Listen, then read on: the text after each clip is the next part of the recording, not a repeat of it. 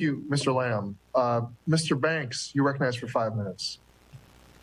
Mr. Chairman, I hope every veteran in America is watching this hearing today and hearing from you and the majority party in control of this committee that our veterans are so stupid and susceptible to becoming domestic terrorists that you and the Democrats have to save them from it. It's wildly offensive and dangerous. I wish we were talking about a lot of other issues like the rise in veteran suicide and other issues affecting our veterans, but here we go again. On June 21st, 2020, President Biden released his national strategy for countering domestic terrorism. This strategy rightfully calls out domestic, violent terrorists animated by racist values and those who seek to intimidate individuals using the threat of violence. What this strategy doesn't do, however, is name any one of the violent leftist extremist groups who terrorized our cities last summer. Antifa, Black Lives Matter, and other political organizations caused up to $2 billion in damage across the nation and have had little pushback from this current administration. Mr. Butler, according to President Biden's definition of extremism, even the chairman's own definition of a propensity for violence, should Antifa and Black Lives Matter be included in the White House's definition of domestic extremism? Thanks for the question, sir. I think this is kind of going back to the comments that I was making in my opening statement, which I feel like we are trying to score political points over focusing on the issue at hand.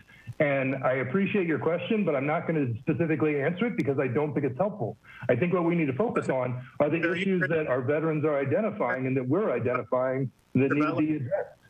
Mr. Butler, are you aware of any steps that the White House is taking to address far left extremism?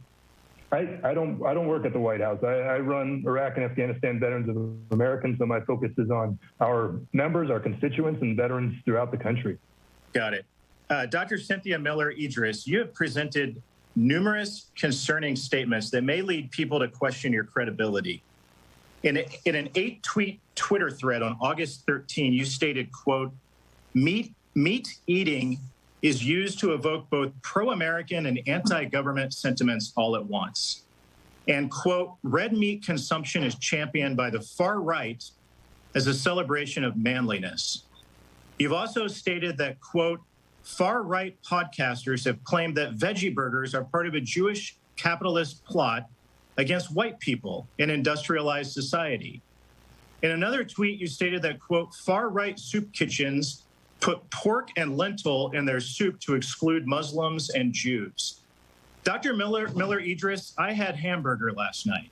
Do you believe that I am an extremist? Does eating red meat make someone an extremist?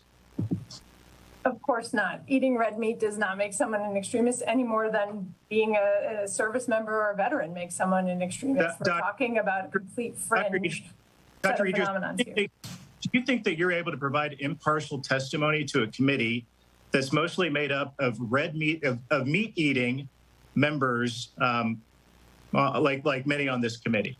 Yes, thank you for the question. Although it's a distraction, I think, from the purpose of this hearing. I'm a red meat eater myself, so you know I fully appreciate that question. I think it is absurd. It's a part of my book that points to the absurdity of the kinds of manipulative tactics that some of these extremist movements use.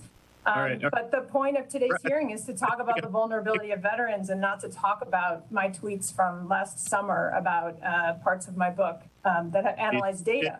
You did tweet all of those wacky things. And let me say this, rhetoric like the kind that Dr. Miller Idriss spouts is dangerous. When supposed academics portray normal, everyday behavior as problematic, it vilifies an entire community of peaceful people.